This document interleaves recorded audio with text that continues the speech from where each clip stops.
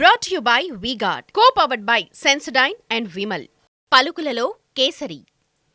Associate sponsor UltraTech cement. ప్రత్యక్ష ఎన్నికలకు good bye చెప్పేశారా పెద్ద ఆయన. అసెంబ్లీ ఎన్నికల ప్రచారంలో కూడా అంతంత మాత్రంగానే పాల్గొన్నారు.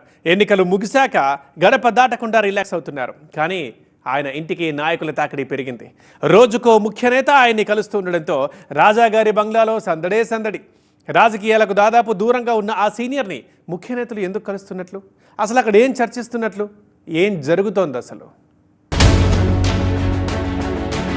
బంగ్లాకి క్యూ కట్టిన సీనియర్లు, గజపతి రాజుతో వ్యక్తిగత భేటీలు, సీక్రెట్ మీటింగ్స్ ఎజెండా ఏంటి? ఆయన పార్టీలో నెంబర్ 2, పార్టీ అధినేతకు సమకాలికుడు, పార్టీకి అత్యంత విధేయుడు కూడా. పొరపాట్లను కూడా పక్కకు చూడని నాయకుడు. అంతటి హై ప్రొఫైల్ ఉన్న ఆ లీడర్ ఇప్పుడు ప్రత్యక్ష రాజకీయాలకు గుడ్ బై చెప్పారు. ఆ విషయాన్ని ఆయనే స్వయంగా ప్రకటించారు. ఆయనే పరిచయం అక్కర్లేని అశోక్ గజపతిరాజు.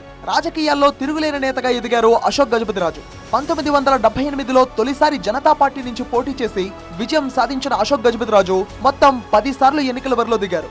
2004 అసెంబ్లీ ఎన్నికలు, 2019 పార్లమెంట్ ఎన్నికలు మినహా మిగిలిన అన్ని ఎన్నికల్లోనూ గెలుస్తూ వచ్చారు అశోక్ గజపతిరాజు. టీడీపీ అధ్యక్షుడు నారా చంద్రబాబు నాయుడు, అశోక్ గజపతిరాజు ఇద్దరూ ఒకేసారి అసెంబ్లీలో అడుగుపెట్టారు. 2014లో తొలిసారి ఎంపీగా ఎన్నికైన అశోక్ గజపతిరాజు ఎన్డీఏ ప్రభుత్వంలో కేంద్ర పౌర విమానయాన శాఖ మంత్రిగా తనకంటూ ఒక ముద్ర వేసుకున్నారు. వినూత్న సంస్కరణలతో బ్రాండ్ క్రియేట్ చేసుకోగలిగారు. 2019 ఎన్నికల్లో రెండోసారి ఎంపీగా పోటీ చేసి స్వల్ప తేడాతో ఓటమి చవిచూశారు అశోక్ గజపతిరాజు.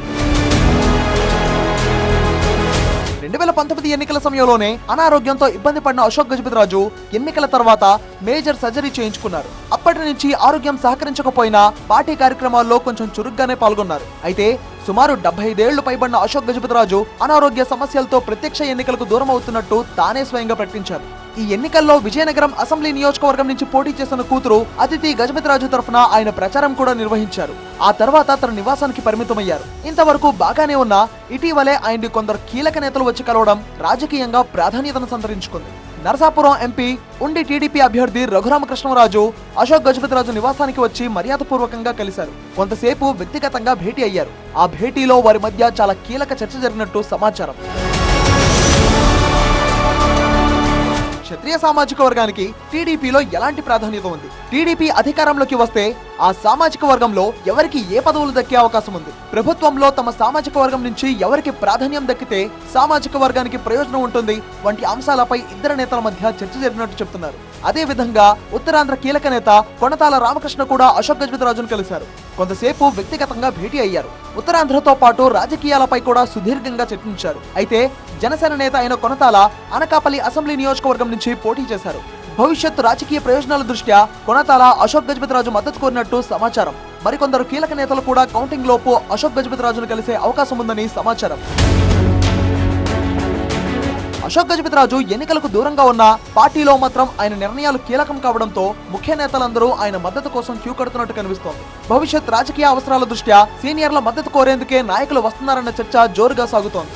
ఏది ఏమైనా ముఖ్య నేతలు మర్యాదపూర్వకంగానే కలుస్తున్నట్టు చెప్తున్నా అసలు విషయం ఏంటనేది మాత్రం మాట్లాడుకున్న ఆ ఇద్దరికే తెలియాలంటున్నారు మరికొందరు నేతలు. Brought to you by V-Guard, co-powered by Sensodyne and Vimal. పలుకులలో Kesari. Associate sponsor UltraTech cement.